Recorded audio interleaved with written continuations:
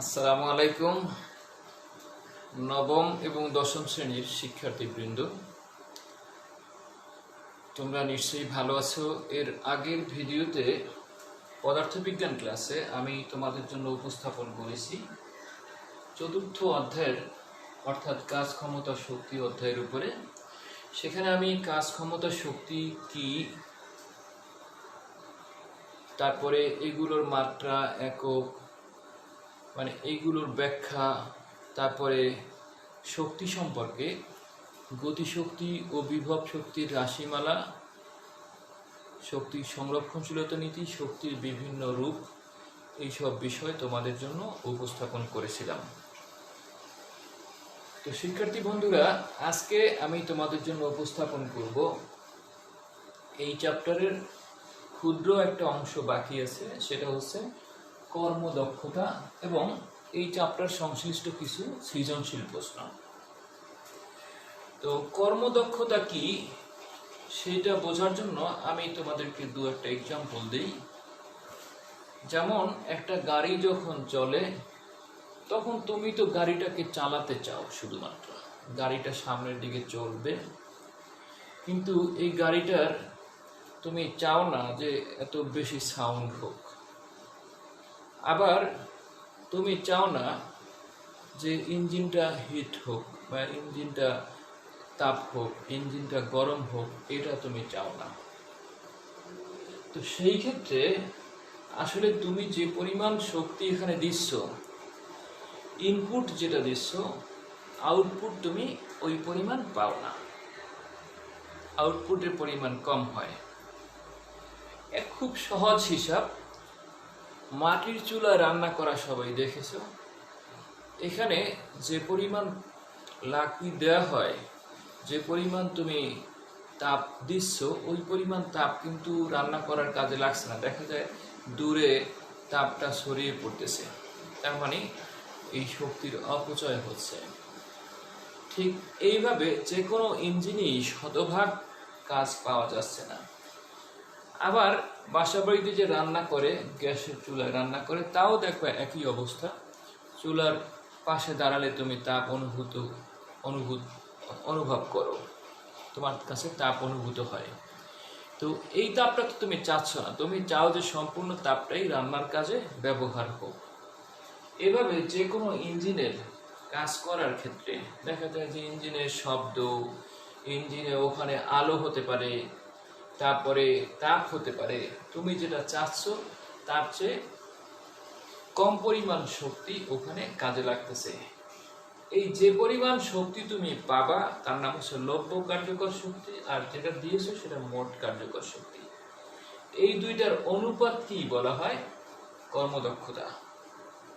এটার কোনো একক নাই, কারণ একই জাতীয় দুইটা রাশির অনুপাত, উপরে জুল থাকলে নিচেও জুল, উপরে ওয়াট থাকলে নিচেও ওয়াট, তাই এর কোনো একক নাই।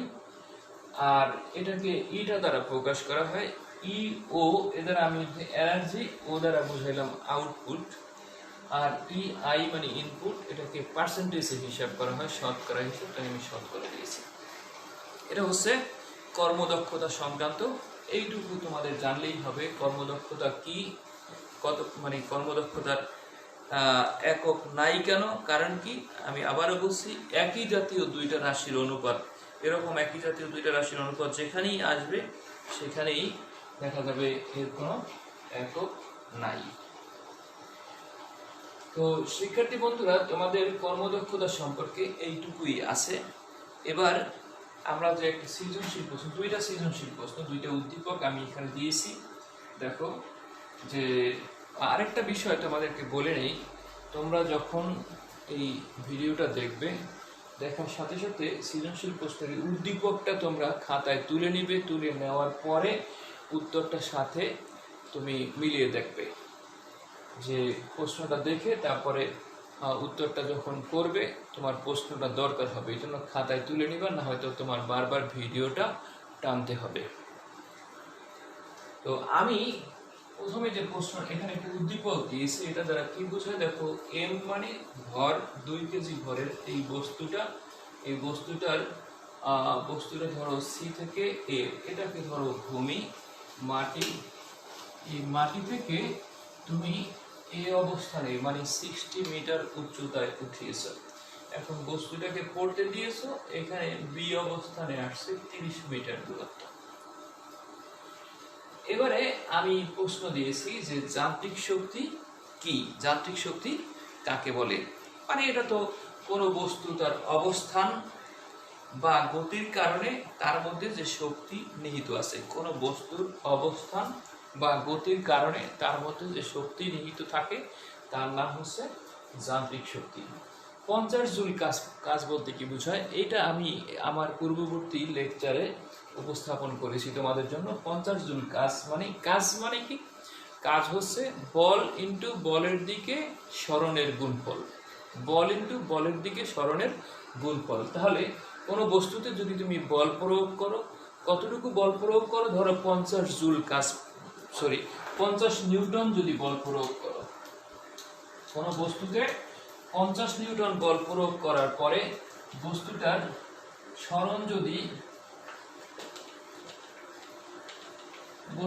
সরণ যদি 1 মিটার হয়, তাহলে যে কাজ হবে তার নাম হচ্ছে 50 জুল কাজ। আবার এরকমও বলতে পারো যে 1 নিউটন বল প্রয়োগে যদি 50 মিটার সরণ হয় তাও হবে 50 জুল কাজ। আবার তুমি যদি এরকম বলো 25 নিউটন বল প্রয়োগে 2 মিটার যদি সরণ হয় তাও 25 দুগুণে 50 নিউটন মিটার মানে 50 জুল কাজ। আবার তুমি যদি বলো যে 10 নিউটন বল প্রয়োগে যদি 5 মিটার সরণ হয়, এভাবে এই দুইটার গুণফল 50 নিউটন হলেই চলবে। তাহলে তোমার কাজের মানে ব্যাখ্যা করা হয়ে গেল। তো এই প্রশ্নের অ্যান্সার লেখার সময় তোমরা অবশ্যই প্রথমে কাজের সংজ্ঞা দিয়ে দিবে, কাজ কাকে বলে, তারপরে কাজের রাশিমালা হচ্ছে এটা, তারপরে তুমি বলবা সুতরাং কোনো বস্তুতে 50 নিউটন বল প্রয়োগে যদি বলের দিকে বস্তুর সরণ 1 মিটার হয় তাহলে যে পরিমাণ কাজ হবে সেটাই হবে 50 নিউটন বল, অথবা এইগুলোর যে কোনো একটার ব্যাখ্যা দিয়ে দিলেই চলবে। আচ্ছা, এবারে আমি গ নাম্বার প্রশ্নের সমাধান করছি। দেখো,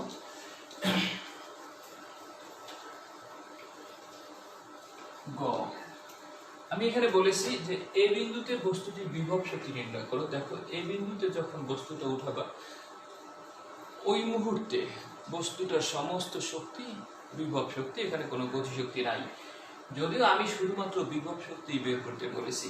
তো বিভব শক্তি তোমরা জানো যে বিভব শক্তি আমরা জানি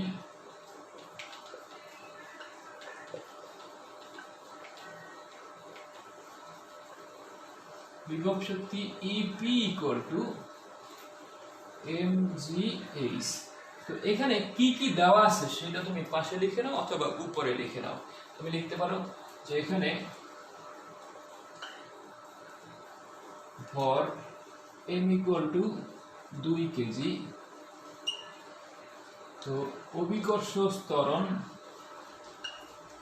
g = 9.8 মিটার/সেকেন্ড স্কয়ার, আর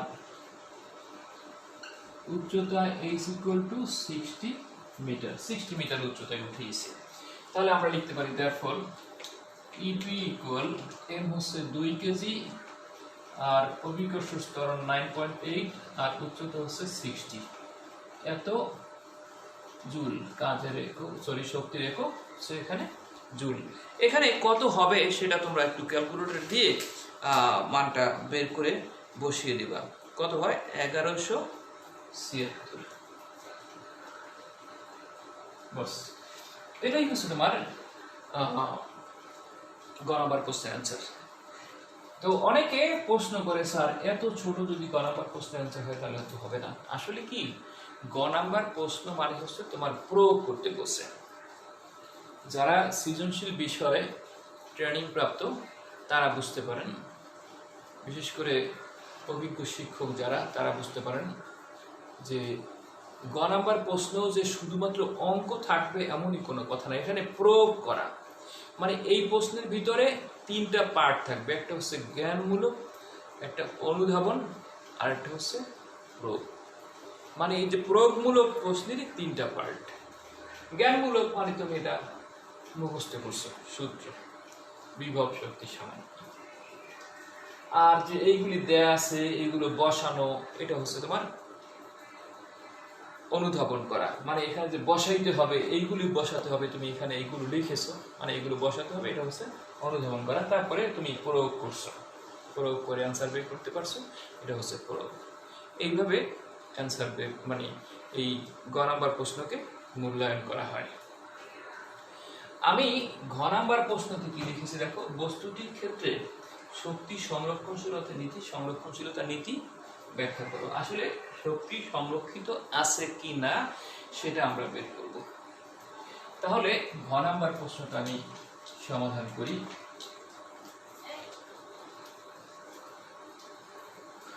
ঘ, তাহলে দেখো এ বিন্দুতে বস্তুটার টোটাল শক্তিটা কত, আবার বি বিন্দুতে কত, সি বিন্দুতে কত। যদি এই তিন বিন্দুতে শক্তির পরিমাণ সমান হয় তাহলেই আমরা বুঝতে পারবো যে শক্তির সংরক্ষণশীলতা নীতি মেনে চলে, আদারওয়াইজ শক্তি সংরক্ষণশীলতা নীতি মেনে চলে না। আমি বলছি শক্তি সংরক্ষণ নীতি ব্যাখ্যা করো, সংরক্ষণশীলতা নীতিটি ব্যাখ্যা করো। ব্যাখ্যা করো মানে এখানে যদি সমান না হয় তো এটা এক্ষেত্রে তোমার কিছু করণীয় নাই, যে সমান হয় না তুমি লিখবা যেক্ষেত্রে শক্তি সংরক্ষণশীলতা নীতি মেনে চলে না। তবে সবসময় এরকম করেই দেয়া হয় যে শক্তি সংরক্ষণশীলতা মেনে চলে, যাতে ওইভাবেই করা হয়।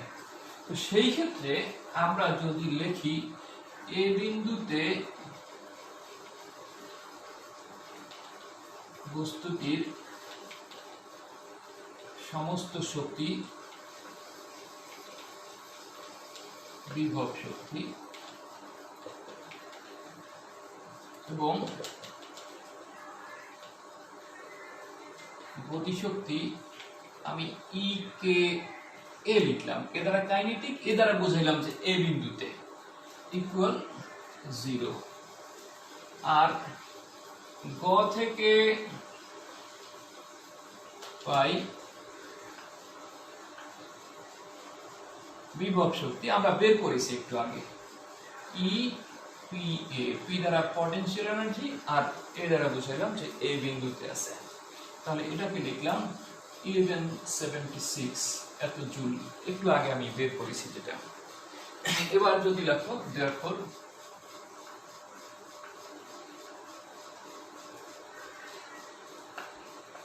এই বিন্দুতে মোট শক্তি ET equal to ETA লিখলাম টোটাল এ বিন্দুতে, EKA plus EK PA equal AKA equal to 0 আর EPA equal to 1176, মানে 1176 এত জুল। এবার ঠিক একই ভাবে আমরা বি বিন্দুতে কি আছে দেখো, বি বিন্দুতে বস্তুটার যেহেতু পড়তেছে নিচে, তাহলে কাজেই এটার বিভব শক্তি এবং গতি শক্তি দুটোই থাকবে। তাহলে তুমি এবার লিখবা, আমি এটা মুছে ফেললাম বা নিচে লিখি আমি, বি বিন্দুতে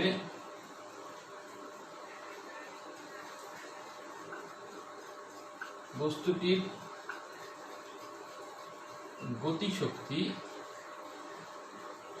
ই কে বি লিখলাম equal to half M V square, half M V স্কোয়ারের পরিবর্তে লিখলাম U square plus 2 G X, উপরে লিখলাম ইজ ইকুয়াল হাফ এম মানে 2 কেজি আর ইউ মানে 0, প্রাথমিক অবস্থায় বস্তুটার বেগ এখানে ছিল 0, 2g মানে 9.8 ইনটু x মানে কতটুকু দেখো এখানে 30 মিটার দূরত্ব অতিক্রম করেছে, তাই আমি 30 লিখলাম। তাহলে কত হয় দেখো, এই 2 কাটা যায়, তাহলে 2 ইনটু 9.8 ইনটু 30, হ্যাঁ 2 ইনটু 9.8 ইনটু 30, এটাকে তোমরা গুণ করে ফেলো, ধরো 6 8 48 এর 8, 6 9 54 আর 4 58 এত জুল। এটা হচ্ছে বি বিন্দুতে গতিশক্তি। এবার বি বিন্দুতে বিভব শক্তি কত দেখো তো, এখানে 30 মিটার করার পরে তাহলে এখানে উচ্চতা কত থাকবে, 30 মিটার। লিখতে পারো বি বিন্দুতে বিভব শক্তি E P B equal to M G H, that means M হচ্ছে গিয়া 2 কেজি আর 9.8, এইচ হচ্ছে 30।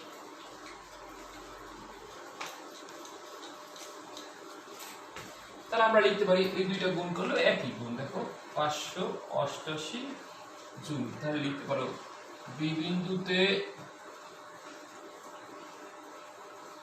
মোট শক্তি ইটিবি, টি মানে টোটাল এনার্জি বি বিন্দুতে, তাহলে কত, E KB plus EPB, that means 588 plus 588 এত জুল, 1176 এত জুল। এই হচ্ছে বি বিন্দুতে মোট এনার্জি। তাহলে এই বিন্দুতে মোট শক্তি আমরা সেটাও পেয়েছিলাম 1176।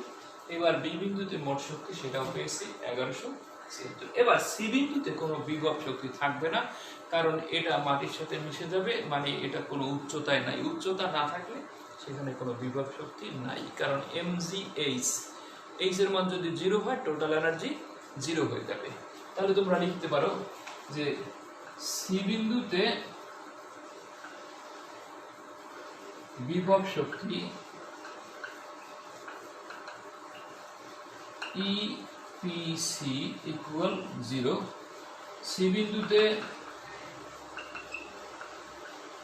গতিশক্তি কত, ইকেসি ইকুয়াল হাফ এমভি স্কয়ার। আমি এখানে লিখলাম is equal half m v square এর পরিবর্তে u square plus 2gx লিখলাম। x মানে কিন্তু এবার এইটা, বা s লিখি আমি, বা h লিখি, উচ্চতা মানে টোটাল দূরত্বটাই তো অতিক্রম করেছে, আমি gh লিখলাম, equal half m into u square মানে 0 প্লাস 2gh মানে হাফ m ইনটু 2gh, 2 কাটা যাবে, mgh, m মানে হচ্ছে 2, g হচ্ছে 9.8 আর h হচ্ছে 60। এগুলি গুণ করলে দেখা যায় যে আগেরটার মতোই হবে 1176 এত জুল। এটা হচ্ছে সি বিন্দুতে গতিশক্তি। তাহলে সি বিন্দুতে মোট শক্তিটা কত আমরা লিখলাম, therefore সি বিন্দুতে মোট শক্তি ETC equal EKC plus EK EPC. EKC হচ্ছে 1176 আর ইপিসি তো 0, তার মানে 1176 এত জুল। তাহলে তুমি লিখবা যে অর্থাৎ এ বিন্দুতে মোট শক্তি, বি বিন্দুতে মোট শক্তি এবং সি বিন্দুতে মোট শক্তি সমান, অর্থাৎ এই ক্ষেত্রে শক্তি সংরক্ষণশীলতা নীতি প্রমাণিত, অথবা শক্তি সংরক্ষণশীলতা নীতি মেনে চলে। এবারে আরেকটা প্রশ্ন, এটা আমি তোমাদের জন্য কাজ দেব, যে 20 কিলোওয়াট ও 15 কিলোওয়াট ক্ষমতার দুটি ইঞ্জিন দিয়ে একটা 40 মিটার উঁচু বাড়ির ছাদে যথাক্রমে 4000 কেজি ইট ও 2000 লিটার পানি 2 মিনিটে তুলতে পারে। আমি প্রশ্ন দিয়েছি নিউক্লিয় শক্তি কাকে বলে, 10 কিলোওয়াট ক্ষমতার ইঞ্জিন বলতে কি বোঝায়। তারপরে আমি দিয়েছি দ্বিতীয় ইঞ্জিনটির লভ্য কার্যকর ক্ষমতা কত। আর এবারে আমি আরেকটা প্রশ্ন, ঘ নাম্বার প্রশ্নটা এখানে লিখে দিচ্ছি, কোন ইঞ্জিনটির কর্মদক্ষতা বেশি ব্যাখ্যা করো, বা গাণিতিকভাবে বিশ্লেষণ করো, গাণিতিক যুক্তি দাও। ঘ নাম্বার,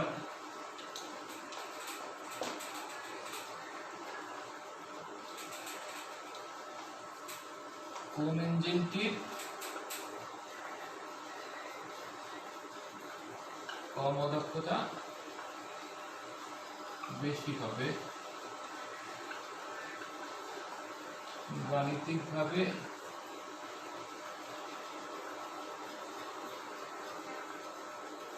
বিশ্লেষণ করা। তো সুপ্রিয় নবম এবং দশম শ্রেণীর শিক্ষার্থীবৃন্দ, তোমরা এই ক্লাস করার শুরুতেই মানে এই ভিডিও দেখার শুরুতেই তোমরা উদ্দীপকটা খাতায় লিখে নেবে এবং বারবার প্র্যাকটিস করবে। এই চ্যাপ্টারে আমি 3টা ভিডিও করে তোমাদের জন্য উপস্থাপন করেছি। তোমরা প্রত্যেকটা ভিডিও পুঙ্খানুপুঙ্খরূপে অ্যানালাইসিস করবে এবং ভিডিও দেখে আশা করি তোমরা উপকৃত হবে। তো পরবর্তী ভিডিও পাওয়ার জন্য তোমরা ভিডিওটি সাবস্ক্রাইব করবে এবং বেল বাটনে ক্লিক করবে, যাতে করে নোটিফিকেশনের মাধ্যমে তোমরা জেনে যাও যে পরবর্তী যে কোনো লেকচার হলেই তোমরা সাথে সাথে আমি আপলোড দেওয়ার সাথে সাথে তোমরা পেয়ে যাবে। তো সবাই সে পর্যন্ত ভালো থাকো এই প্রত্যাশা করে আজকের মতো এখানেই শেষ করছি। আসসালামু আলাইকুম।